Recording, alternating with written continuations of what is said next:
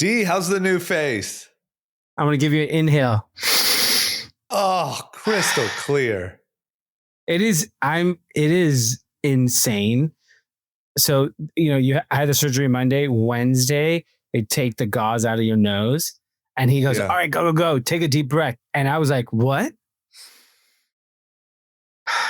And it's like, I haven't had oxygen in my brain in 35 years. No way. It's totally Can you different. imagine how big of a genius I must be with no oxygen? Right. You've been operating on essentially being choked out while trying to think. Maybe you're actually going to just be like twice as much of an idiot. I go the other way. Maybe like the obnoxiousness is just going to get turned up. Maybe it kind of kept you a little subdued. I just couldn't believe. So I'll give you the recap of the experience. Went Monday morning. Wife took me, went in. They ice your nose 45 minutes leading up to the surgery, put an IV. Then they put the anesthesia, and then you wake up. And you have gauze in your nose. So I got there around 9, and I exited at 12:31. That's I think. Really good. Yeah. And I got home and immediately went to, just passed out. I was so tired and woke up. And the issue really was that the gauze in your nose makes it so that you have to completely breathe through your mouth.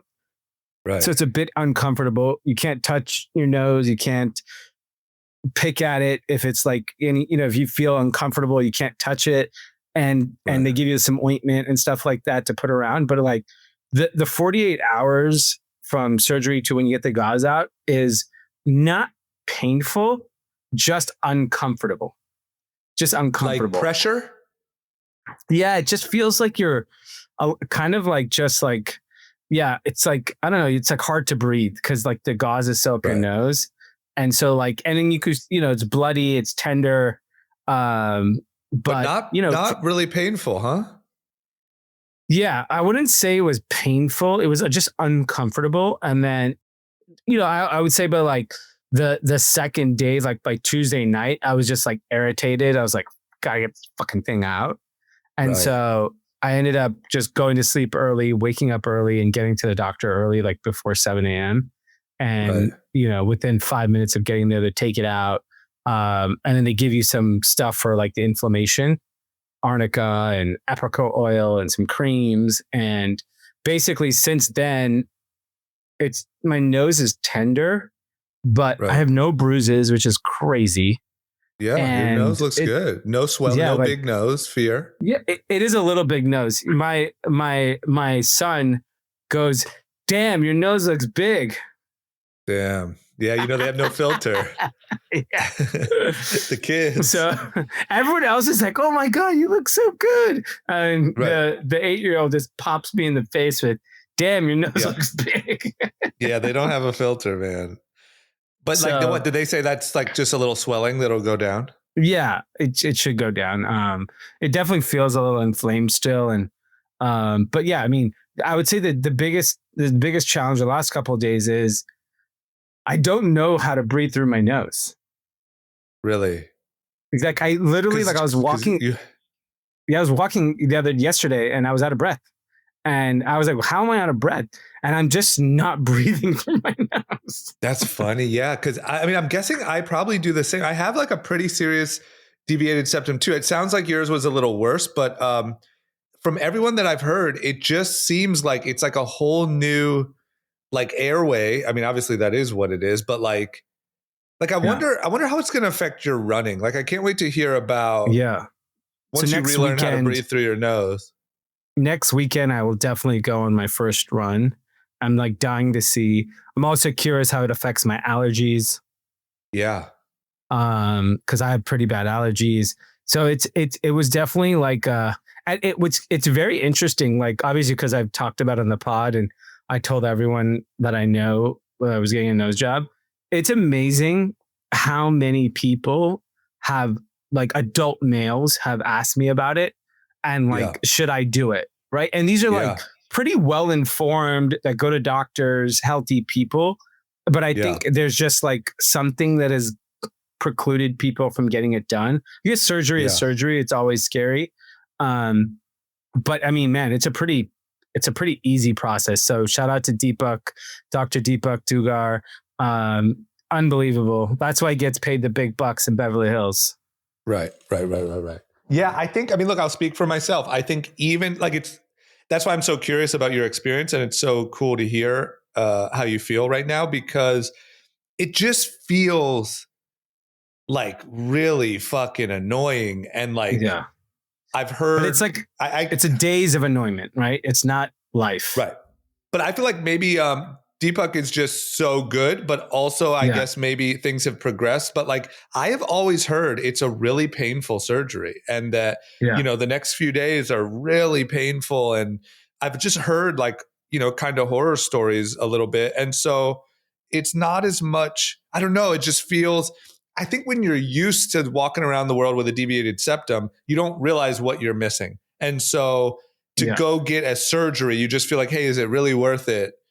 Because like I can deal with this wonky nose I got, Yeah, I agree. I think I get why people are reluctant about it, but so far, highly recommend hitting up Deepak and really just I'm expecting life-changing breathing experience.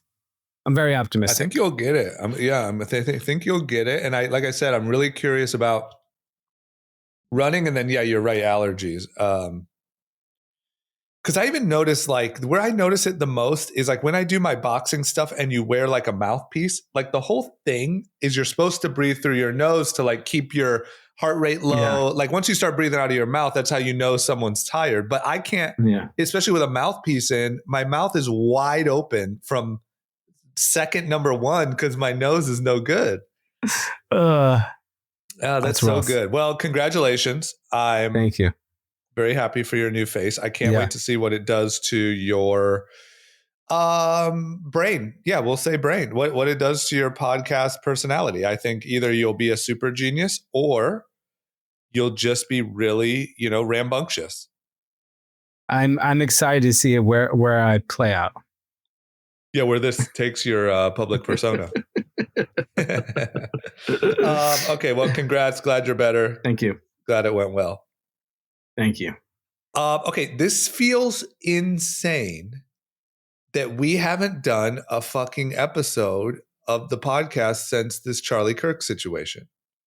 I mean, talk about a very intense, insane week. Oh, insane week, but it feels, I guess it already feels like, maybe it's just because it's so much and it's also like such an insane moment, but I don't know, it's just crazy that we haven't talked about it on the podcast yet. When we were getting ready to film this episode, I was like, oh my God, we haven't even talked since that happened.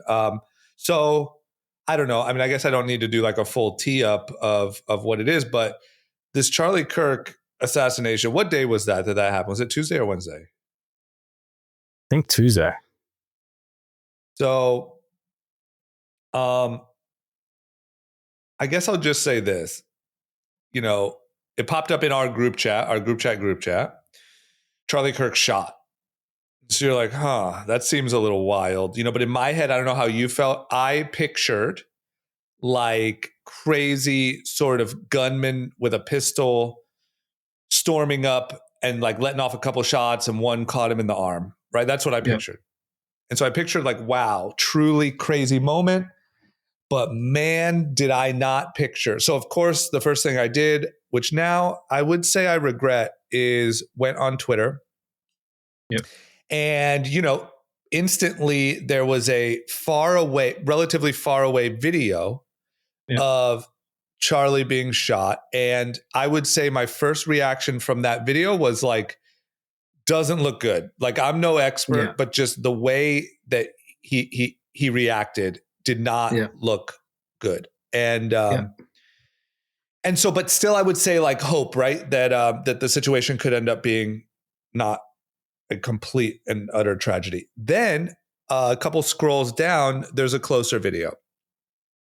That's the video that I honestly wish I never would have watched. I didn't know there was nothing from the first video that looked that like gory. And so I let it play. Did you watch that video? Yes. When I Okay. saw that, I was like, oh my God, he's dead. So I saw that and it was like, oh, yeah, exactly. There's no way anyone survives that.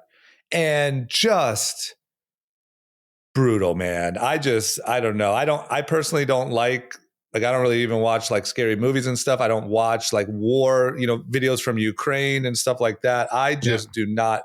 But man, still can't even quite wrap my head around it. So here we are now, 5 days later or whatever. And I don't even know. I don't have like a take here. My only take today is just so bad in every way. Like obviously bad on a human level, that no matter how you feel, this guy is a father and a husband and a son and all that stuff, of course. But like, man, is it bad for like the country and humanity. And the only thing that I do know is like, at the end of the day, no matter how you felt about this guy, he wasn't like violent. He wasn't like, he wasn't belittling. Like he wasn't attacking. He literally is one of the only people in a day and age where on social media, anyone can say anything or attack any group or say their opinion, and then they can like shut off their phone. He would actually go to look face to face with people and have conversations. He would say his opinion and he would hear the other person's. And the fact that that person was so brutally executed, I don't think most people, maybe they do, but I don't think they grasp how completely terrible this moment is. That's my only take. What do you think? I think it's incredibly sad, first and foremost. Yeah. Mainly because someone was murdered, kind of acting in something that we pride ourselves as a country on, which is free speech. Right. And, we've said this on this podcast, free speech is great, but there are consequences with free speech, but it never meant violent. And I think the piece that got completely out of control, and it's really a function of the temperature of the world right now, is folks think they can take things into their own hand and are forgetting about the process that a democratic country like the United States has that allows you to enact change. And you don't, I think a lot of, there's a portion of the population that did not like him. Like they vehemently did not like him and disagreed with him. And I think there are a lot of people that liked him and supported him. I think he, and this is me objectively saying this, I think he had a major impact on young people in America. Yeah. And I think one of the reasons why this situation is tragic for a lot of people, not saying for everyone, but for a lot of people, is he was a very religious man. And I said this half jokingly at the beginning of the year, and I said that Jesus Christ is back, and as one of my predictions, and I saw that happening because I felt a lot of young people the last couple of years have felt lost, a bit hopeless, and there's two paths when you're lost and hopeless. There's one path where there's community, and actually, I'm going to strike that. I'm going to say there's one path where you find hope, and you may find that with friends, family, religion, a job, a passion, and there's other times when you don't have hope, you find despair. But in both times, you find community. And in the Right. case of the shooter, he found community. It just so happened to be on Discord with Right. people that opposed this view, and he had found it upon himself to like act on it. Obviously, this is still a lot of it's still speculation, but those are some of the things that have come out of like the shooter. And so Yeah. I think the thing that's affected a lot of people, and I've spoken, I was actually, obviously I know who he is and I saw his videos, and I think during 2020 he got under my skin a lot because it felt like he was race baiting. Yeah. And then when I actually listened to what he said, I was like, okay, I get it. He he comes off a bit arrogant, but he's an intellect. He is a good kind of debater, and he's willing to go toe to toe with all these kids, which, I mean, who the fuck wants to do that? And so, people don't agree with everything he said, but he was out there in the streets having the conversations. And I think the part that I find, the thing that I think connected with a lot of people is that for some people, he did represent hope. He did represent opportunity. And I'm gonna, this is more news to me during this whole week. Was I couldn't believe how many of my friends thought he was going to be the next president. Yeah. Like, I'm talking very smart, successful, pretty like objective thinkers. Yeah. Were like, yeah, he had what it took to be president. Like, I thought he was going to be president of the United States in the next 20 years. And so that, I think, with the fact that like you saw this shift of conservatism going in the country, specifically with young people, I think had a pretty big impact on what you're seeing today on college campuses, what you're seeing in group chats. I can't tell you how many churches all over the country had like a vigil, a mass this weekend about this. So I think it had a pretty profound effect on a lot of people. Yeah, man. I also think that there's, maybe I'm getting a little too deep into it now, but this is just how I feel, to be honest, is like, I think there were some things. I think one thing that is truly terrible about it is, for instance, like if somebody would have shot him, like walking down the street in New York, right? I think that would have been almost equally as terrible. But the thing that I think is really bad is he was doing it. The visual is he was sitting in a chair. He had a bunch of people ready to debate him. And this kid he had the opportunity to walk up and have a conversation. But instead, he brutally murdered him from very far away. And it's just this, like, it's literally the anti-conversation, the anti-free speech. It's that, like, hey, while you're talking and trying to work out ideas, I'm going to snuff you out from so far away. And I would never, I don't have the confidence or the whatever it is to come up and have the conversation. And I just think there's a visual, there's a thing about it that to me is like, damn, like you literally not only killed the debate guy, the only guy that goes around the country talking to anyone, but you killed him while he was doing it.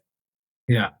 Which is just like, oh, dude, I just, and keep in mind I guess I shouldn't even say this because who the fuck cares? It's like, it's not that I was his biggest fan, but I am a huge fan of what he stood for.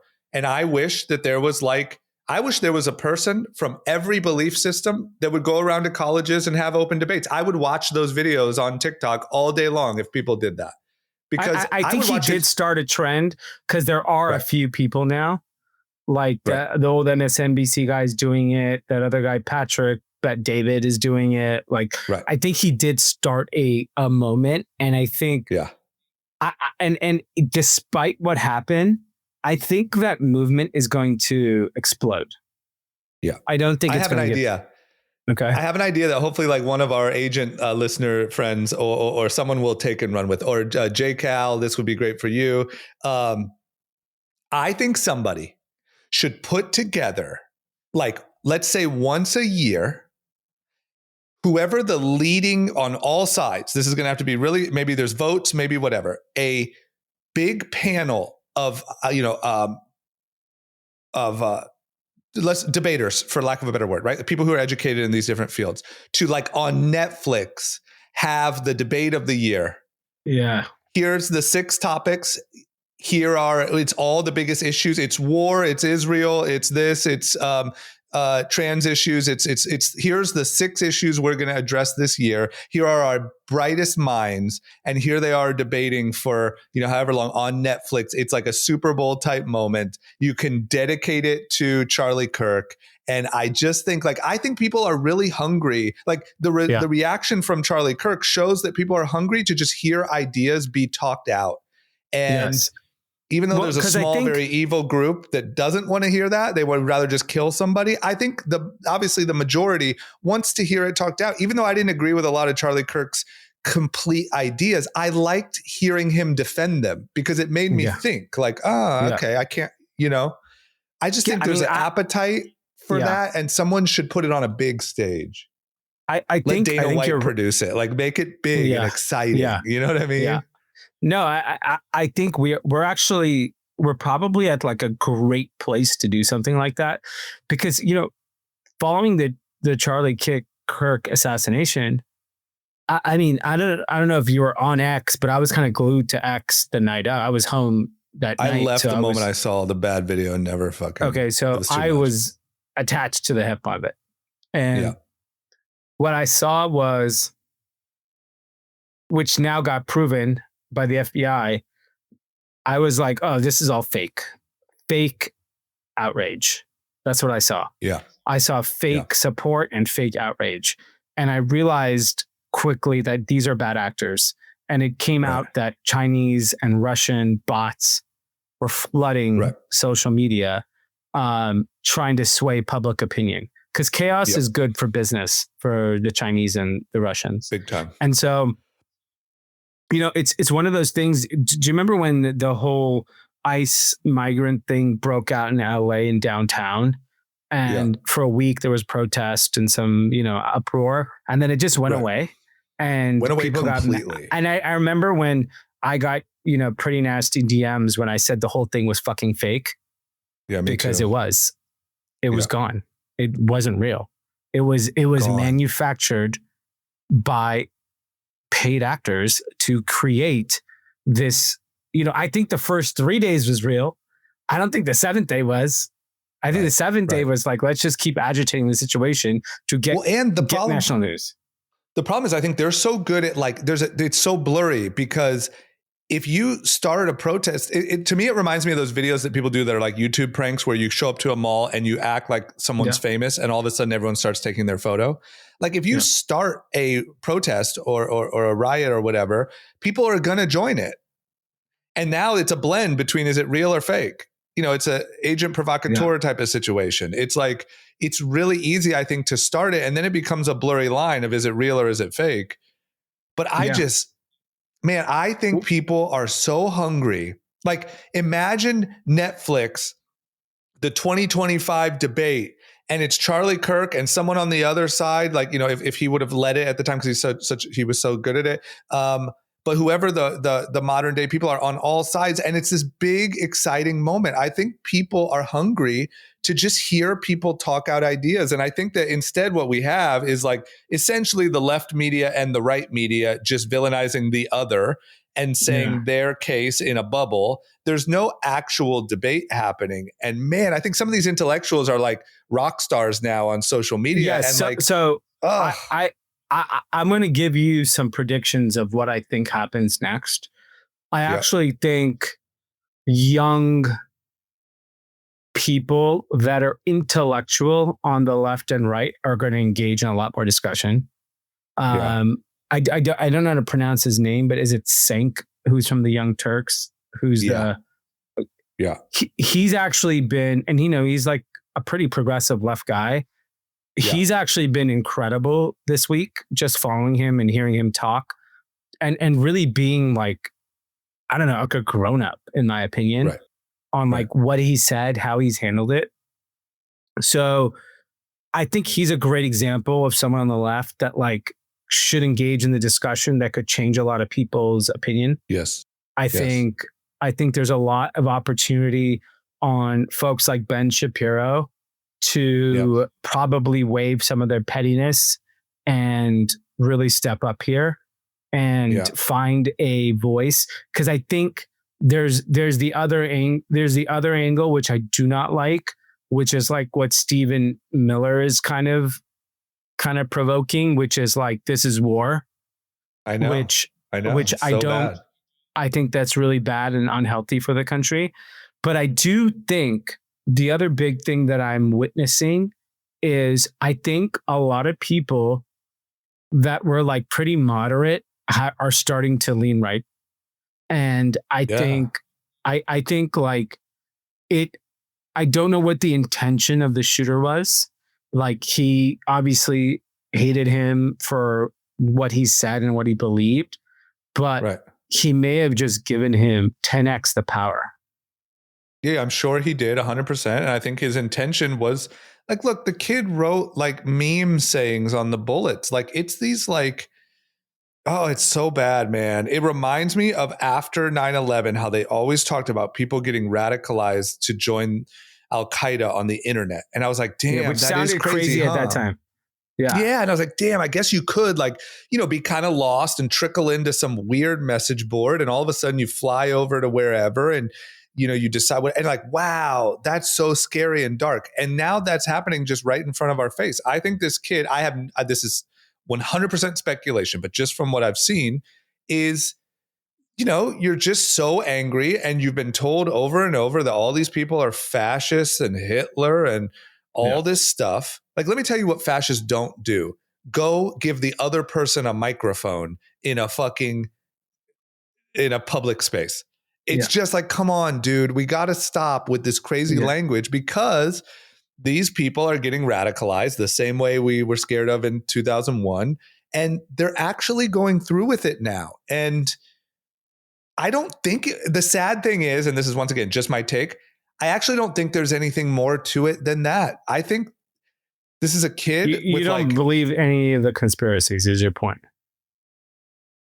Well, not only do I not, to be honest, and I love a good conspiracy, and maybe I'll see some stuff that'll change my mind, but not only do I not, I think that to start to go down that road actually discredits how dangerous this stuff just is. Like, the current climate, I think, is so fucking dangerous, man. You can't tell everyone that you can't use words like fascist and Hitler and over and over and over. We're nowhere close. We are nowhere close to fascism or Hitler. We aren't.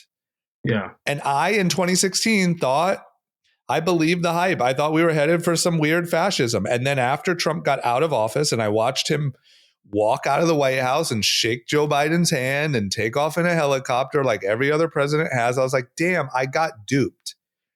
Yeah. And I felt stressed and I felt like scared for no reason. Nothing happened. But they keep doing it. And I think if you're a lost kid and you've go down the wrong, I think it can be just that. I don't think it needs a conspiracy, which is even more scary. Yes. I actually, I was talking to someone that has like hunted in the past, not like a hunter by any stretch of the imagination, but has hunted once. Right. And basically said, I was like, I don't understand. Can anyone just hit something from like 200 yards? Oh, and easy. And he was like, yeah, like the people I hunt with can like kill a deer with a scope pretty easily. Easy. And I would argue one of the signs is like, I think that he missed, meaning like, I think that if you're shooting, you're going to aim for the head. He hit him sort of in the neck and the chest, and that's even not understanding like how a bullet would drop from a downward angle. From so like it's not like literally. I could say, "Hey D, here's a gun. There's a target 200 yards away. Hit the human shaped thing," and you would do it first try. Very easy. No way. Absolutely. That's crazy. You would be mind blown. So easy. I'm telling you, man. It's not, I think if you don't know anything about guns, you look at that and you're like, oh my God, Israel, it must have been a Mossad sniper. It must have been, they were in helicopters. There's no way. The scary thing is not doing it in public, just so you know. Right. But it's not, it would blow your mind how easy. I would argue that shot is easier than shooting someone with a pistol from 30 feet. Wow. That's scarier then. Yeah, like I think you could probably hit a smaller target with a scope and a rifle than you could with a pistol. Anyway, man, it is so bad. And I think the craziest thing too that you kind of alluded to is, and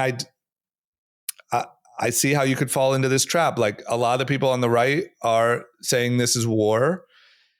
And also the thing that's one of the most disgusting and scary and just sad things is like the amount of people on the left kind of, well, some full on celebrating, some even a lot just kind of like not being affected by it. So, like, oh yeah, they even kind of alluded on some of the news to like, well, when you have these wild perspectives, and like, dude, my gut tells me that if you polled 100 left people, 90 would be sympathetic. I think the 10 are the loudest. Yes, I agree with you 100%. I think it actually might even be less than 10. But I think the fact that like they are loud, like that just turns more people. Yeah. Like most people on the left don't think we're entering fascism, but enough do, and they're loud enough about it that it radicalizes this little kid. So I have a couple thoughts that I wanted to touch on. One was, as a parent, the thing that is the most scary is this boy seems like he came from like a pretty good family. Like mom and dad are there, seem to be religious, jobs. They were, top student. And it is really scary, the internet. It is very scary as a parent. And, it was interesting. My oldest had soccer and football today, and he played really well. And I guess my wife was talking to one of the parents, and they were like, "Oh yeah, whatever the kid's name is, really likes Roblox and video games and things like that."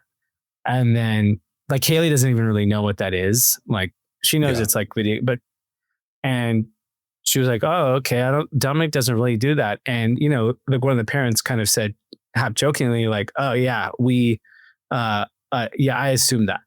And I don't know if it was meant to be a dig or a compliment. I don't know. Right. But it is scary. So he plays 10U soccer. He's 8 years old.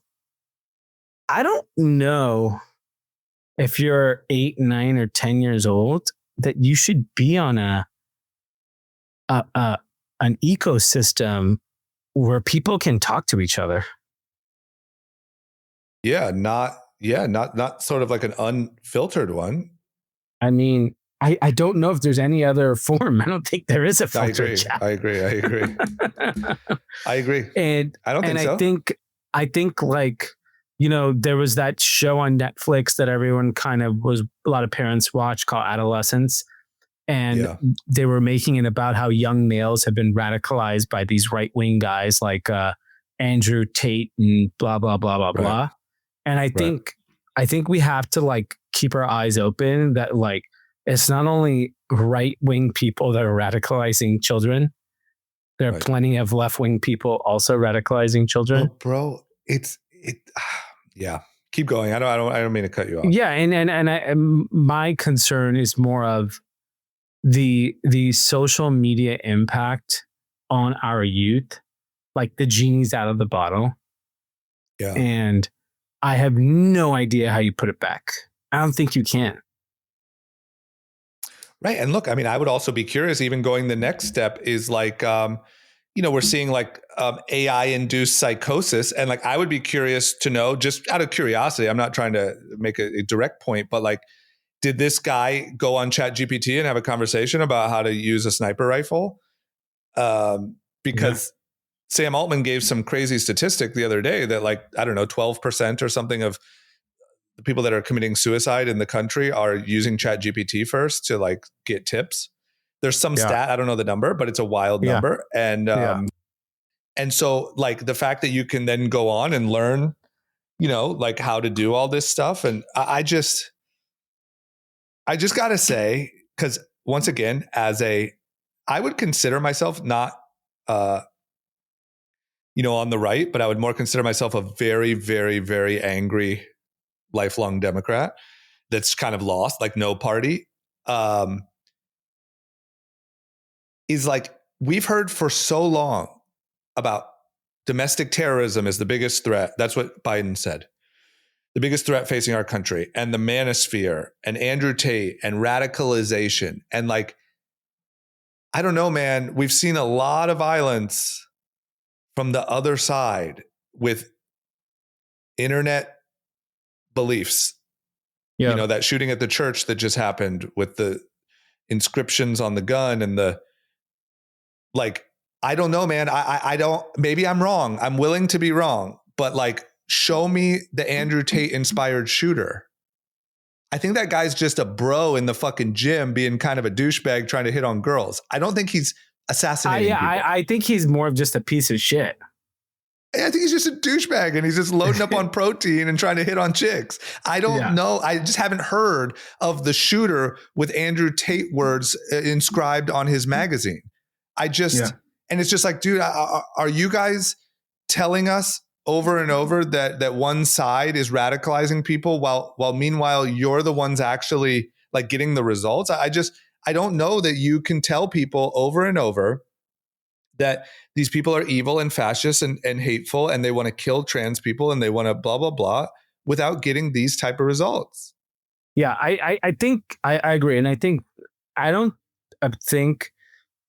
coming out of 2020 and the George Floyd kind of protest, the words that were used, and this is why I knew Trump was going to win and I knew that culture was going to shift dramatically.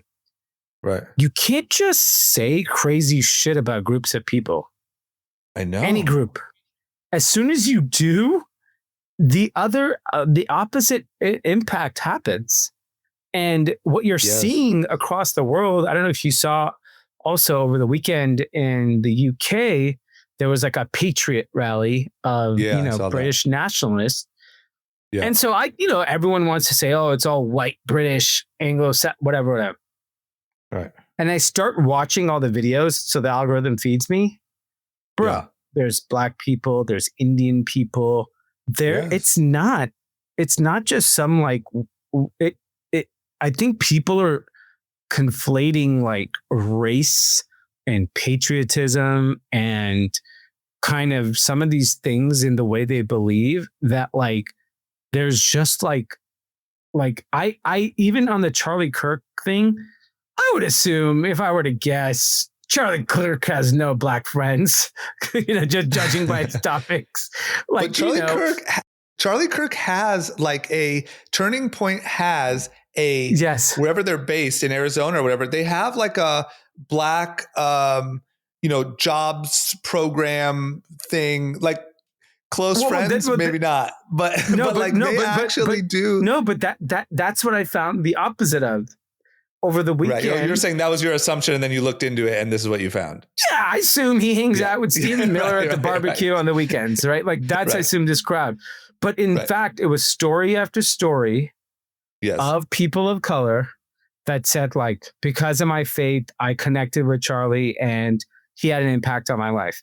And they're like standing Yes. up for him. And there was a lot of people that came out and spoke like that. And I think too many people are just like, even listening to this podcast, right? There's a lot of liberal people that listen. They're going to be like, fuck this guys, fuck what they're saying. I'm Yeah, not we'll get listening to this shit. DMs. We'll Right. get some Right. DMs about it. Yeah. Yeah. And I think that attitude is like whether you like it or not, like this is going to affect the midterms, right? Like the midterms are going red. Massively. I It's think going so red. many people. Yes. Yeah. And Let me like, tell you another thing and- that pisses me off. I'm way out of my zone here, so fucking sorry. But like, I think, especially from talking to some of my friends of all different races and things, is like the fact that conservatism is looked at as a white only thing is actually kind of offensive to black conservatives. And there's plenty of black conservatives that are like, hey, I just believe in like, the nuclear family and faith and, all of these different things. And like to say that that is only a white thing is like weirdly racist in its own way. You know what I mean? Yeah. Which is why I think you saw some of the numbers of black and Latino voters sway in Trump's favor in the last election. Because I think that there's a lot of people that are like, hey, wait a minute. We're not like a one, caricature of this liberal, thing that you think all black people are. I think that alone is a race, a tricky opinion. Yeah. I think I'm really curious to see how the next couple months play out in terms of like, how the public reacts to it. Watching sports over the weekend, there was a lot of like public support. And just I think kind a of lot like of general people go red. Yeah. I think people are underestimating how much of this country still has like underlying Christian values, and that is going to be apparent in voting in the next couple years after this. Right. And I'm also nervous for some of the rhetoric that will come out of the right that will just inflame the situation. But if you can remain calm and not say crazy shit, you actually could be in a better place for the country. Because I think it will hopefully tone down some of the people that are constantly pushing this narrative of Nazi, fascist. I think people like forget when you call people Hitler. I mean, dude, if you've called anyone a Hitler in your life, you should really Google Hitler and read the Wikipedia. If you don't want to watch. You're talking about if you, meaning like a regular person have ever called anyone Hitler. Yes, agreed. I'm saying it has been our politicians. It has been magazine covers with Trump's face with a Hitler mustache. It has been like, it is so wildly irresponsible. I remember there's sort of like a little game that people play that says, hey, normal person, you're not a murderer, but if you could go back in time and you ran into 6-year-old Hitler, would you kill him? And the answer is usually yes. Now, if you tell people over and over that all these people are Hitler, they think they're the good guy. Yeah. They think that they're saving the future of the world. Yeah. Yeah. And like, bro, you're talking about a guy, a freaking political content it's not Hitler. It's not even fucking close. It's actually, this is the funny thing. Fascism, the fascist is the one who kills the one debating, not the debater. Yeah.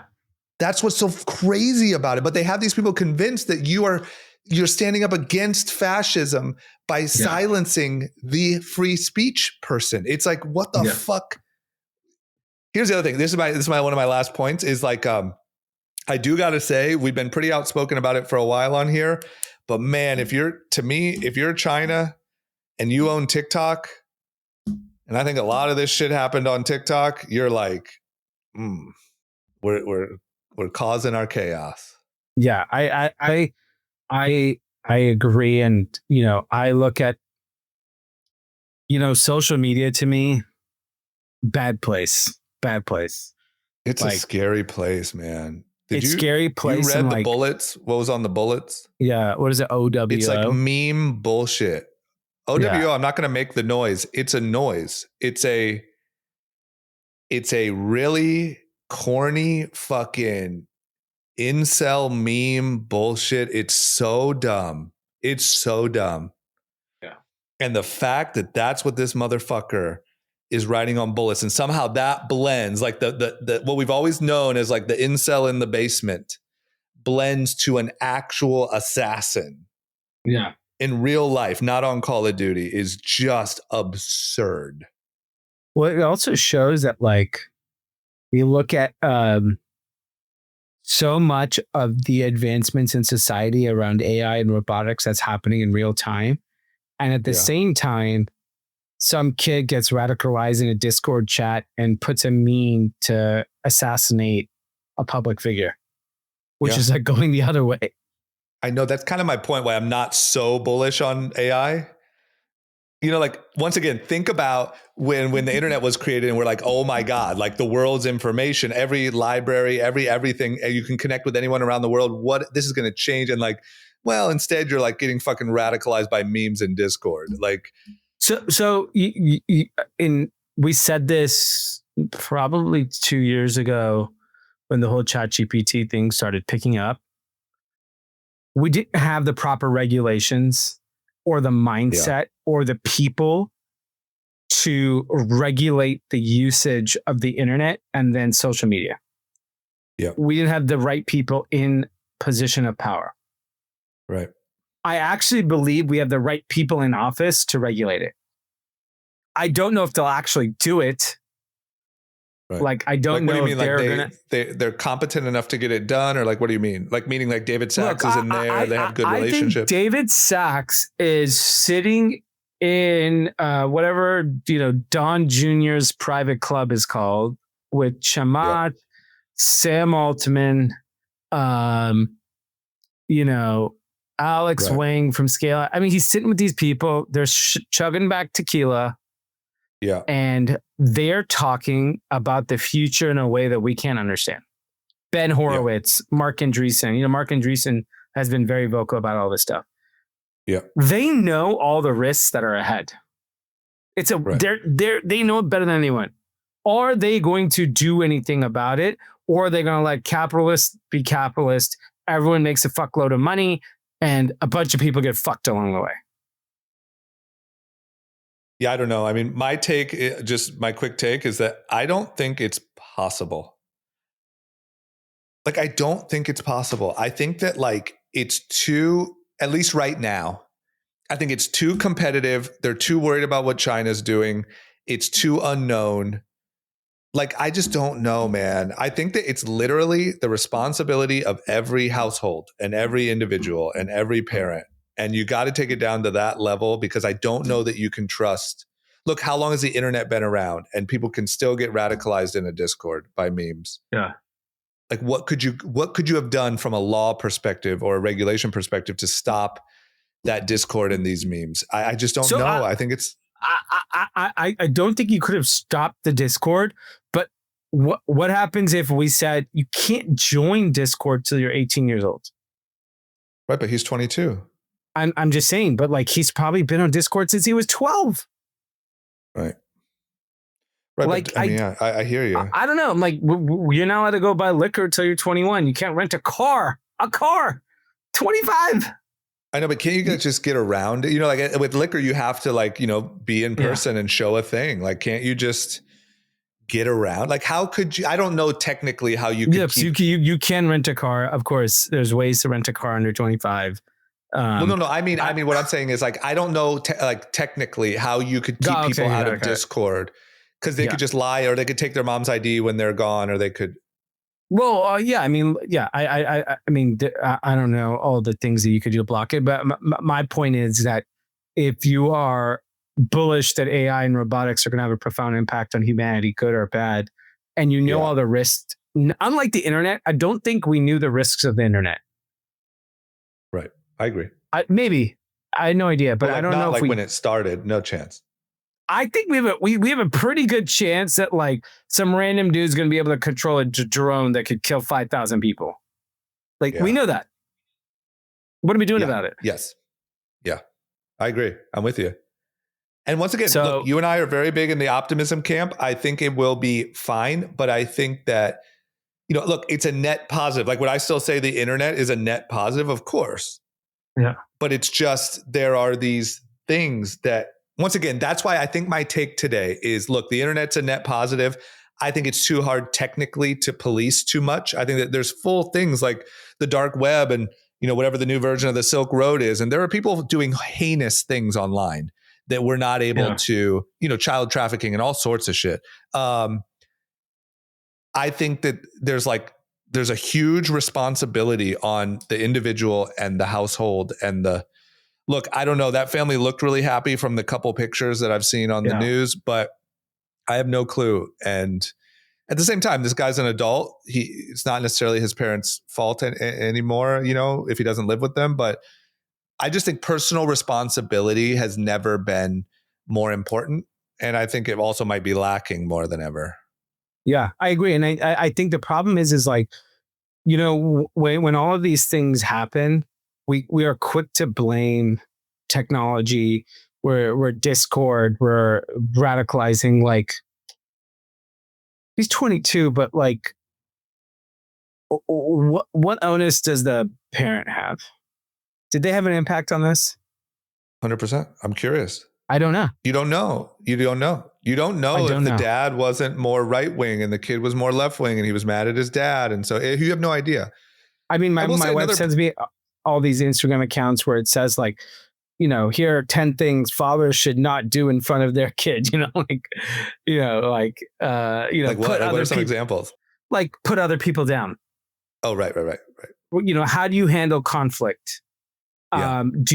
How do you handle, like, it's like situations that your kids view you and like how you respond to it. Do you treat people with respect who have nothing that they can do for you? Right. Like, right. Those are important things that like specifically young boys are very influenced on, right? Yeah. Like respect, courtesy, kindness, these types of things. So like, I find it hard to believe when perfect angel kids end up to be killers. Right.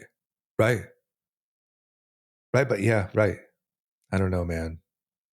It's scary. Well, look, at the end of the day, I still don't really have like a solid take, even though we just talked for an hour about it. But like, I just know without a doubt it is so bad. And I think the reason why I think this was uniquely terrible is like, once again, he wasn't violent. He wasn't a soldier. He wasn't some sort of fighter. He wasn't belittling and attacking people. He also wasn't, even though one day he might have, he wasn't running for office. So like, I even think in some ways, someone trying to assassinate Trump was like almost a little, like it was more expected, like he was potentially going to be the next president, where Charlie was just a guy debating and, for as far as public persona. And man, I don't care where you stand. And like I said, it's not that I was the biggest fan. I enjoyed watching the perspectives. He did like a 20v1 on Jubilee of like, whatever their side was versus his side. And I thought it was really interesting. I thought both sides had great info, but like, oh, it's the reason it's the first of all of our amendments. It's like, it's the thing. That's the thing. Yeah. And that is literally what the country is fundamentally based on. But for a reason, man. Like, I don't want to get too weird here, but like the guys, the people who fucking made the document they didn't just chat GPT some stuff and throw it in a document. It was like, we are leaving a bad government. We need to create a new one. And here is the brightest minds thinking what would avoid those problems. And the first one was, you have to be able to talk about anything openly in the open and debate it. Yeah. And holy shit, man, it's just bad. And it's bad that this kid can be radicalized. It's bad that other kids are celebrating. I mean, I would definitely say any parent of like teenage or, whatever young people, check their fucking social media and see what their take is on this shit. Because if they're like supporting murder, brutal, vicious execution, there's a red Yeah. flag for you. I Yeah. feel bad for those people. How miserable do you have to be that you have no longer like you celebrate brutal fucking murder? Yeah. Like It's fuck, dude. It's hard not to. I'm an optimistic dude, and no matter what, I'll stay on that side. But this one's been hard for me not to be like, oh, like fuck, that's bad. It's yeah, really bad. and I hope it doesn't deter other people who are very much pro, free speech and pro debate to like hide. Yeah, I think it'll motivate them. I think you're right. I think do it'll think it's motivate going to 'em. motivate too. I'm I do actually too. quite optimistic that we're going to actually end up on the other side of this in a better place where like there will be more debate and more conversation. And hopefully that, not talking is the worst thing in a situation like this. So I'm glad that we get to talk, and I'm glad people get to listen. And like, Yep. look, at the end of the day, like we've always said this, like, and I think for our listeners, it's particularly interesting because we've gone through, I'm going to speak for myself, but I've gone through many transformation of opinions over the last near decade, right? Like, I mean, I went through fucking endless. Yeah. And I think like when I look at myself, 8 years ago when we started this pod, 5 years ago when we started this pod, I mean, we're during COVID and what happened during George Floyd. And then, during the last election, and like, I'm going through an evolution as an adult and experiencing things in real time. And I think I'm extremely comfortable of sharing my perspective, even though I know that like it changes people's perspective of me, because I'm not afraid of people viewing me differently, but like I've evolved, I've changed, like my opinions have changed, my belief has changed, I've experienced things in a different way that like have made me change the way I view the world. And I'm very comfortable with like other people doing that in whatever direction they go. But this is my opinion. Yeah. Which I like that in this country, dude, it's pretty crazy. If you just I'm just gonna speak for myself, but like I was like a champagne socialist when we started this pod. And now I'm kind of like right leaning, person. And it's like, I'm shocked. I'm shocked at the words that I say from where I started. Right. But isn't that like, man, it's sort of like when you look back at your life. But I think it's beautiful. I think it's beautiful because it's beautiful. Because you could do that here. Right. And number one, we don't even know. It's literally like you just don't know because you're in this system and you've grown up this way. But like, dude, to live in a place where you can't say it and you can't explore your idea or explore your curiosity or speak out and be proven wrong. Like I would say in my life, and I think this goes for a lot of people, but I'll speak for myself. When I look back at the people in my life, like the influences that I am the most grateful for, it's the people who called me on my bullshit. Yeah. Or who gave me a different perspective. It's not the people who told me I was always right. And I just think this is a type of version of that, which is that like you should be eternally grateful. You should be open to changing your mind. And you should forget about opinions that don't change your mind and be eternally grateful for ones that do. And help you evolve. And the fact that we can do that out in the open, and you can go on YouTube and watch 5,000 videos criticizing our president or anyone in public office, and you can just see what makes the most sense to you. Like we're so lucky. Yeah. Like when you look at like, man, if you live in like North Korea, which I'm going extreme on purpose, but like you're literally like a brainwashed, you're like living by a script, like a Sims character or something. And like the fact that we get to explore and kind of become our fullest self is like such a gift. And man, once again, I think even if you disliked Charlie Kirk, you should be even more devastated by this because he was someone that at least fairly and honestly told you the opinion and tried to like tell you how they think. And you could get some insight into like, oh, you know what? There's a couple things there that I see how they got to that conclusion, but I don't agree. Okay, great. it's Yeah. better than villainizing and saying that they're all white supremacists, white nationalist Nazis. And Yeah. It's tough. I just don't see how you could look at it as in any sort of not terribly tragic way. Not to mention just fucking a guy getting so brutally murdered on camera is just insane. It's just insane. Like look, very sad. Love to see how the country, the world reacts in the coming weeks, months. But yeah, let's do a couple, maybe 2 or 3 news topics on what do we got? What are your favorites? What are your favorites? So I want to talk. I'm gonna go completely the other way. You ready for this? Love that. Yes, let's get out. Yes. There are 2.5 million people on the wait list for Raya. That is the polar opposite. Okay, let me jump out into a new mindset. Okay, so how would you explain Raya to the married folks who don't know what it is? Okay, Raya is simply a dating app but it has done an incredible job at positioning it. So it's just like any other dating app. You upload your photos, you put a little bio. I would actually say it has less features than like a Hinge or some of these other things.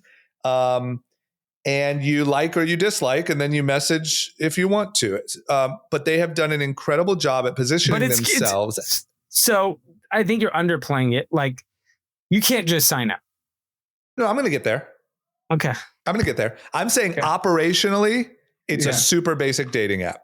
Yeah. But they have done an incredible job at sort of manufacturing, I would say, like scarcity as well as aspirational. So the story is it's all models and celebrities and actors and athletes. Now, in today's Raya is not quite that, there's a lot of, just kind of regular people on there, but gross. I would say it skews a little, what'd you say? Gross.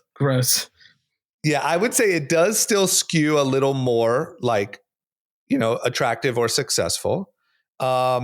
And the whole thing is that there's a waiting list. So you sign up, you put in your Instagram profile, you give a little information, and then they put you on an indefinite waiting list until one day you get a notification that you've been approved. And it's like, you're officially accepted into the higher classes.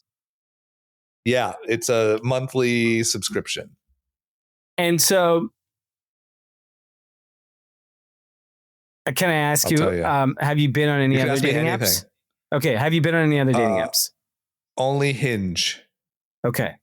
Does Hinge cost money? I have no idea. Yes. Okay. Hinge costs money. Okay, so where Raya is more, I guess I could be minorly wrong, but I don't think I am. Raya is just a monthly charge. Hinge is also a monthly charge, but you can pay for like, I'm going to pay for roses and send people roses, or I'm going to pay to see my most perfect matches, or there's all these upsell moments. Got it. And what would you say has provided more success or delight? Okay, this is good. I like that question. I would still say Raya, but I don't really use Hinge. Here's what I've heard. So I deleted Hinge. I don't really have it because the whole thing's just soul draining. And so the only one I'm going to have is Raya. And okay, but it's been better there. I will say, pardon my take here, because some people might be mad at me for this, but the take that I have heard from other young men using the apps very frequently is that Raya is more like, you'll get hotter matches, but people don't really follow through. They more just want to like see who's there, see if they match with, Jake Gyllenhaal, and then keep it moving. Like no one's really meeting up. Yeah. I think Hinge is a little more like hookup-y. Like I know a lot of guys who are like inviting over a new Hinge bae, and they're coming through and, they're partying. So Hinge is where the action is. What I've heard. Once again, I would be honest if I had that. If I had that experience, I just can't stand to have both. But yes, I hear that that's where the real action is. You know what I find fascinating about this is that the last 2 years, all I've been reading about is, and what's interesting is I started dating my wife right when dating apps started, so I never got right an experience with any of them. But yep. What's interesting is that all I've been reading is that dating apps are dead. Dating apps are dead. No one goes on them anymore, and that like they're struggling. Right. And then there's one, that everyone that I know who's single is on, which is Raya, which right. is bigger and more popular than ever. And it goes back to what we've been talking on the podcast for a lot recently, which is like everyone wants the best. Well, that's for sure. And there's a little bit of like, are you going to make it or not? Like, are you accepted? Yeah. It's like the club. It's literally the club in Beverly Hills where, this is Delilah, or this is like only the hottest and the most successful are in here. And can I get a reservation? Yeah. It's these prices are bananas, dude. Fucking Hinge is $100 every 3 months. And Raya is $50 a month. Wow. $50 a month and you have 2.5 million people on a waiting list? That is nuts. But you know that as soon as you let those 2.5 million on, it's a wrap. I know, maybe yeah. It's the same as club. I really feel like Raya is the exact same. We know obviously H-Wood Group, and we have a lot of experience of kind of that world of marketing a nightclub. And like, I think it's kind of the same with Raya. Like, yeah, you got to keep it. And it makes me think every part of society needs its elite club. Yeah. Because if everyone wants to go to the best members club, the best dating club, the best soccer club, the best basketball club, whatever it is, you can create a premium experience for whatever you do and make it elite and special, and everyone will want to go there. Like 2.5 million people is fucking nuts. I mean, I would almost say, I think this is what you're saying, but like, it's not even about like true, like expensiveness or class. It's almost like just everything, every one of these places should think about what like scarcity means to their market. Yeah. Yeah. Right. I mean, because I just think. I know, but like scarcity is one thing, but like. Or what would you call it? Okay. I know the women and men on Raya. I know a lot. Yeah. Yep. I get it. Like, I get why people are right, but like, yeah, right. But I'm saying if you were teaching, if you were doing a Harvard class on this, what would you call that? Yeah. So elite scarcity. Give me, yeah, I guess, but like, are good looking people scarcity? I don't know. I don't even care. I'm not even married. Yes, they are, I guess. But like, I'm not even married to, I'm just asking like from a business perspective, what would you call, that's a thing. Okay. Yeah, it is a thing. I'm not, my breathing isn't good enough to conjure up what that means. You're supposed to be a genius now. I know. I'm not breathing through the nose yet, but give me another industry and I'll give you a comp, and then maybe we'll come there. Like any other industry? Yeah, like dating is an industry. So that dating, Raya is the. Well, I feel like fashion is easy. Yeah. Gyms, health and wellness. Equinox. Right, but isn't that just a price issue? Isn't it price the only moat? Or not moat, location. The only. Equinox isn't everywhere. Okay, right. So price and location. Okay. What else? Restaurant, food. I'm trying to use it in the perspective of like I don't know if it's scarcity because it's like somebody is picking you. When you apply to a members club, somebody is allowing you to be in that club. Raya, somebody's allowing you to be on Raya. What is that? God mode? Permission. Yeah. Permission. Yeah, permission. I agree with you. I don't think it's scarcity. I think it's permission experiences. I agree with you. I don't care about the word scarcity. I just don't have a better word. Like, isn't there a business fucking term for this? Like, it's a tactic. Only hot people wear, like, it's literally, you know what I would give a really good example? Door guy. What I'd give a really good example is when Brandy Melville publicly said they won't make sizes outside of. They only made one size, yeah. Right. And that was a move. That was a marketing decision. And so I don't know what you call it. Exclusion? Yes. Maybe it's exclusion. Right. It's the opposite of DEI. It's the opposite of inclusion. Yeah. I think that's maybe what it is. Yeah. Well, it's funny is everyone's preaching inclusivity, but the elite want to be in exclusive places. And, you know, it's like the crowd at the Emmys that are screaming, you know, fuck ICE, free Palestine, and then they all go to like a fucking members club to party. They go to Chateau Marmont. Yeah. Yes. To Jeff Bezos' after party.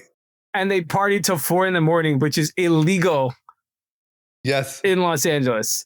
That is the epitome of exclusivity. Like, we get to say and do whatever we want, but we party at the best. Yeah, I think it's exclusion. I think it's something of like, not everyone is of the you know, they're not of the same caliber as these people. Yes. Yeah, I mean, yeah. Because I don't think. Why? Well, you're right about the catch-22. Raya does have 2.5 million people on the waiting list, but the moment they let those 2.5 million people in, the app no longer has value. It's just another dating app. I mean, if they're like, they should just do it for 1 month, charge $100, make a few billion, and just shut the app down. Yeah, for real. Yeah. But props to them, man. I mean, that's. Talk about the long game, because Raya's been around for a long time. I remember when it was just an LA, New York thing. There was just like the who's who was on it. And then like now it's obviously gone a little bit more. It's very mainstream in awareness. But man. And I'll tell you too, just some inside info is like it knows, you know, like I had to go to Minneapolis for work stuff a couple weeks ago. And like it knows obviously that you're in Minneapolis and it starts showing you girls in Minneapolis. Yeah. When I go visit Ohio, it shows you freaking OSU girls. It's smart. And they're all, you know, like they're hot in every area. You know what I mean? They're excluding a lot of people in every demographic, in every area, you know? It's wild. Right, the last topic on that coattails Raya is Fed decision rate is this week. Do you know what day? Gentlemen, if you want to end up on Raya, you got to play this interest rate cut right. Yep. That's a fact. I mean, so like what? Here's my take. I think should cut 50, will cut 25. What do you think?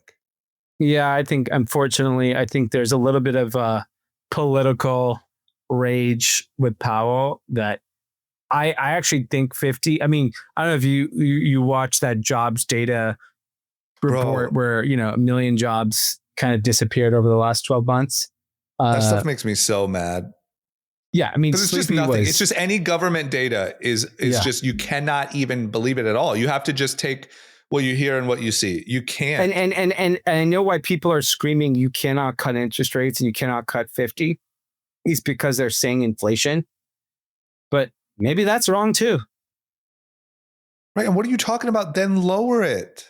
Yeah. So or then raise it. Like, I'm so confused about why these are like once a year decisions, even though these motherfuckers meet all the time. Why isn't it more dynamic? I'll tell you the things. I know everyone's very on edge on the economy, and like everyone keeps comparing what's happening today, particularly in the Mag 7, the big 7 companies in the S&P 500 that are all technology companies, to the Yeah. 1999 2000 bubble that burst. And they keep showing charts and data and blah, blah, blah. There was a piece of data that came out that in Q2 of 2025 alone, Mm-hmm. $7 trillion of net worth of US households increased. I know. What was $79 that? billion What was a that? day. What is 79 that? billion. What? Like what's the deeper story there? That's just Just the market. It's just the people market that are has ripped. invested, right? Yeah, everyone who has their 401ks, things of that nature. Then you look at all the other metrics, whether it's earnings are growing at a pretty fast clip compared to Yeah. 1999 and 2000. Sales are not there. There's some of the, discrepancies in like 99 and current day that like sales are kind of overvalued, businesses are overvalued to sales. So I think like there's a lot of things like that say the country is in a bubble and the economy is in a bubble. And then there's a lot of data that says we are struggling and that job market is getting worse and inflation is higher. And we're about to do a rate cut. But the other interesting thing, anytime we've cut rates near record highs, we continue to average another 13% on the S&P 500. Right. We are currently 35 months into our current bull cycle. An average bull cycle will last 50 months. Right. And I think there's too much money on the side. There's whatever the Right. seven trillion in money market accounts that eventually is going to hit the stock market. So my question to you is, isn't it, I hear the bubble talk, I hear all of it, but isn't it a valid explanation that simply there's still too much money to be invested and those companies are still the best place, one of the best places to invest. And that fact alone is just gonna, like, it's almost like but where else where will all this money go? Sort of. Yeah. And I think that the thing that I am most kind of interested in is if the S&P 500 were to drop 10% tomorrow. Yeah. Are you buying? If the S&P were to drop 10% tomorrow, am I buying? That's the question. Yeah. Well, yeah. I mean, look, I'll be honest. I'll give you the honest answer is I buy essentially every month a little bit, no matter what. So I would still buy. So you wouldn't increase or decrease? Well, I don't know. I'll give you what happened with me. I'm trying to balance between content and the truth. The truth is no. I would just do what I keep doing, and that's just what would happen. For the sake of content, I still am incredibly bullish long term on the market. Maybe not on some other topics, but on the market, where else are you going? Where else are you putting money? I haven't been really invested in the stock market in a very long time. I'm talking long time. And, most recently, any cash I had was in literally treasury bonds and municipal bonds. Right, and because I just, with kids and family, like citizen. I have no risk. Yeah. Yeah. In April of this year, we bought the S&P 500. Yeah. And did really well. Yeah. And you're part of the 7.1 trillion. Yeah. And so if the S&P went down 10, 20, 30%, blindly I'm buying. Blindly. I'm like, yeah, I have no concern. It wouldn't concern me. It'd be a little annoying, but it wouldn't. Yeah. Yeah. And so I think there's too many willing participants in a drawdown that will keep things. You may get a shock drop, which is what happened at the beginning of this year. And then, Right. I mean, we're like at like a record bounce from Right. all time It's a perspective. crazy bounce. Yeah. I would, you know what? You're right. Because in hindsight, yeah, on that last drawdown, I wish I would have bought even more like crazy. Yeah. Because it's just not, what's it going to, I don't know. Who knows? There's also a chance this doesn't age well, but I just think that there's too much money in the game now. I wasn't involved at all in the .com bubble or bust. So my opinion, you should take with a grain of salt, but like, I think it's very different now. And I think the amount of people and money invested in these things and in these different indexes and in these different, I just think it's a different ball game than what was happening then. Yeah. The amount of retirement accounts and the amount of money on the sidelines and the amount of, I just think it's different. I do have one gripe though, that I feel like I have to get out. Maybe I'm just in a pissed off mood because of the first conversation, but the thing that drives me nuts is that there's one side that, and I'm not even talking Democrat or Republican necessarily, even though it kind of correlates, is one side is participating in this 7.1 trillion of growth because they're playing the game, the American fucking business investing game.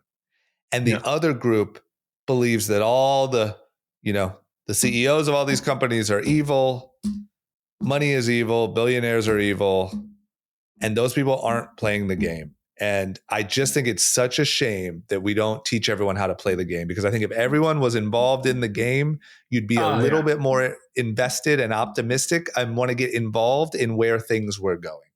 I think that's why I liked the initiative around giving $1,000 to every U.S. born citizen. It's brilliant.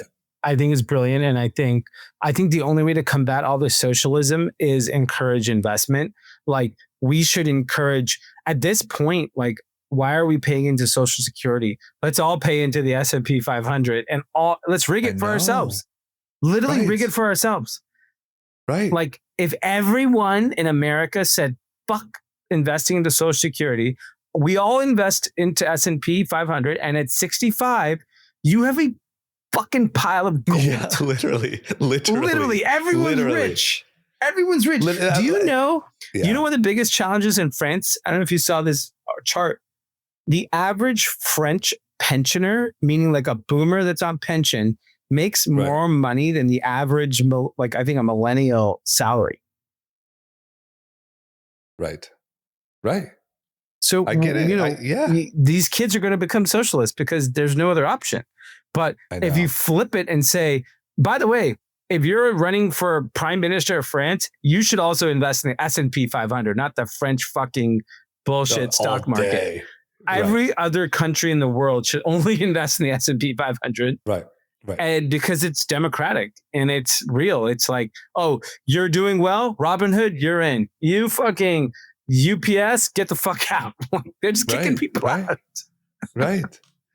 It's just like, and I even know, I mean, I don't know how much you even want to talk about it, but you're pretty open about this stuff. Is like, even you, who's, decently smart. I don't want to get that new brain of yours all fired up.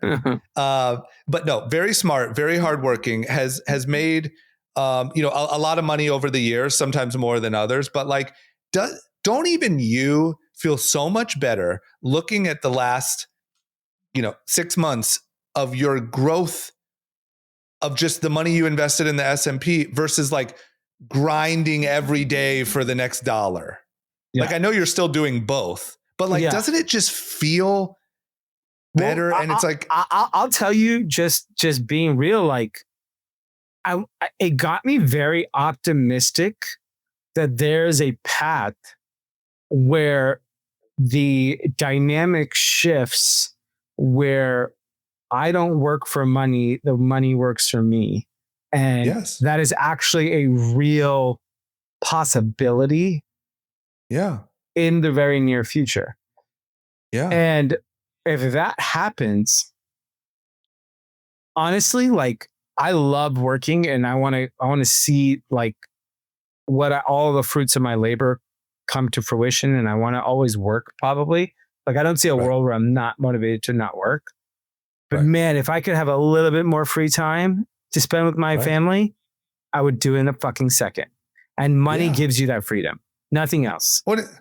100%. And it's also just like approaching your life from the standpoint of like, I get to work as opposed to I have to work. Yes. And I think that's totally different. Yeah. And I think it affects your health, and I think it affects everything for every person. And I even have friends who are, don't make a lot of money, but they have gotten into investing in the last year a lot because of group chat, and like seeing them be excited about a potential, paycheck to be able to invest it, not to buy like a watch or something, or like whatever the thing would be. And like to just continue to add to this thing and to start to see like, damn, I could have $1 million if I, did this, or I have this win coming up. I can't wait to invest it. Like, it's just a different thing that I also think makes you more literally invested in the future of, positive outcomes. Yeah. 100%. I'm very optimistic. That's why like the stock market fear of Wall Street on traditional. Here's the biggest shift. I'll tell you why I'm not afraid of what all the Wall Street pundits, these experts are saying. There is so much retail money now that is dictating the stock market. And it's happening with individual stocks. It's happening with overall sentiment in the market. And hedge funds, they don't give a shit about anything but making money. So if they feel like, oh, fuck it, everyone's just going to keep pumping money in S&P 500, then why not all of us pump money into the S&P 500? Right. Like it's just like a snowball. Yes, exactly. Like they're not going to fight it. They're just going to make money off of it. They're just going to accelerate it. And it's just like, oh, you're going to put $1 in, we're going to put 100. You're going to put 100, we're going to put 10 million. It's like 100%. And that's why I think, I think these analysts and pundits are great, I guess, but they're just more like you're trained to just like look at PE ratios and does this make sense and fundamentals and all this shit. And I love that. And that's great. But there is a whole other side to it that I also think that these snowballs also give all of these truly great companies more money to evolve and innovate and find new reasons to justify it. And I also think that matters. And I don't think it's as easy as fundamentals and PE ratios. And I just don't think it's that. And I think there's way more money in the market and way more people in the market than the .com bubble. And I think it's a totally new reality. And you can't keep trying to, it's like trying to compare everyone to Michael Jordan. It's a different time. He has different opponent. It's a different thing. Yeah, it's just different. It's different. There's way too much money now. It's just too much money. Like, can you get a 30% drawdown? Yeah, I think you can. Like, if you told me the S&P 500 went down 30% in the next 6 months, it's possible. Yeah. But it's going to rip back. Bro, every time you look at it, every time it's fallen off a cliff in the last, I don't know, 10 years, it's ripped back. I mean, ripped though. Like, 08, I know was like kind of rough for a while. Like, it has ripped right back the moment you get, because all these motherfuckers have so much cash. They're like, oh shit, it's on sale today. And it just rips right back. Yeah. I love it. It just kills me. I think the end of my thought is, like I said, it kills me that like we started the episode with such negative and just like terrible, evil mindset of like literally destruction and death and tearing apart. And then you read like, oh, and by the way, US household net worth jumped 7 trillion in Q2. It's like, man, there's so much like building and growth and positivity happening in the same world where there's death and destruction and negativity. And it just choose the right side, Kathy's. I guess that's what I'm saying. Yeah, agreed. All right. Is that it? Great. Fantastic. I think we have a couple shout outs. Great chat. Great chat. Not even group chat. Great chat. Great chat. We're going to change the name. All right. The first one is from @DiorDon2682. In April, you guys chatted about seeing how the tariffs are affecting things by September. Would love to hear that topic get revisited when the three of you are together on the pod. Great. We'll do that next episode. That's good. Yeah, we can remind. Anand, I think, was the main driver of that. So we'll remind it. Great idea. Yep. @LanceH9681. Hope everything went well with the surgery, D. I mean, that Going sounds great. that sounds like a hit of oxygen right there. Yeah. I could be a sommelier. Uh, Have you picked up any new scents by any chance? No, I can't smell anything. Okay, great.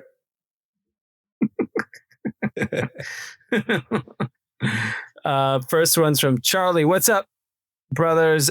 This is Charlie Thomas, number one fan since the beginning, and also the third Charlie. Spend Reckless winner.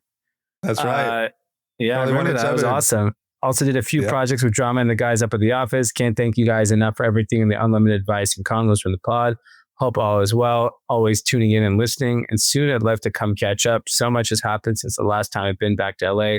Super stoked to come back out soon. Blessing to the squad. Drama on NT. I would love to hear your update, Charlie. Let us know. Yeah, Charlie, holler at us. I mean, I see Charlie still he's like active on social media. He's showing love. That's amazing. Love Charlie. That's great. Shout out to the grandmas and grandpas making this life possible for us millennials, having kids and owning homes. There, yeah. I bet you that 7.1 trillion all went to boomers. So, well, I'm going to shout out my in-laws because I got a new water filtration system under my sink this weekend because of my father-in-law. He bought it and installed it. Yeah. Oh, look at you, man. You're gonna be a whole new guy. You got oxygen and clean water, man. You're making, you're making moves. Get me out of Flint, Michigan. Yeah, you're living in Flint over there. You are definitely a beneficiary of the boomer boom. Yeah, I love it. Okay, that's it. That's all we got. That's it. Well, everybody, thank you for listening. Please. Anand, happy birthday. We missed his birthday. We didn't record on Wednesday. We did on the pod. Yeah, you're right. Happy birthday, Anand. Obviously, we all talked to him personally, but for as far as the pod goes, happy birthday, Anand. He's that's where he is, right? He's out traveling. He's out celebrating his birthday. Nice. Okay. Happy birthday, Anand. Hope it's a great one. And Kathy's, stay on the positive side. That's all I got for you this week. You can choose your path, and either way, like Dee said, that's truly true. You can choose your path, and either way, you're going to find a group. You're going to find a community on either one. Choose the positive community. It's nice over here. It is. We love it. We can breathe well. Well, one of us can, and things are looking up, and we got filtered water. All right, everyone have a great week. Peace. Bye.